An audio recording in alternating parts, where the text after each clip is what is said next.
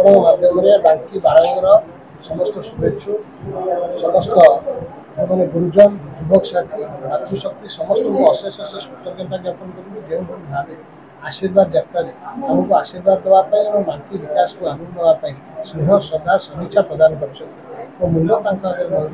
अशेष अशेष हृदय गभीर कृतज्ञता ज्ञापन कर आगामी दिन में गणतंत्र महापर्व में समस्ते बहु संख्यार सामिल होगापी बांकी बारंगर जनसाधारण को निवेदन करने सहित बांकी विकास को आगे नापी बारंग विकास को शक्ति प्रदान करने समस्ते शंख चिन्ह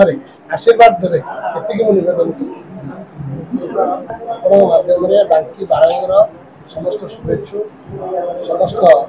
मैंने गुरुजन युवक साथी मातृशक्ति समस्त को अशेष अशेष कृतज्ञता ज्ञापन करूँ जो भाव आशीर्वाद यात्रा आमको आशीर्वाद देवाई और बांकी विकास को आगे नापी स्नेह श्रद्धा समीक्षा प्रदान कर मूल्य अशेष अशेष हृदय गभीर कृतज्ञता ज्ञापन कर आगामी दिन में गणतंत्र महापर्व में समस्ते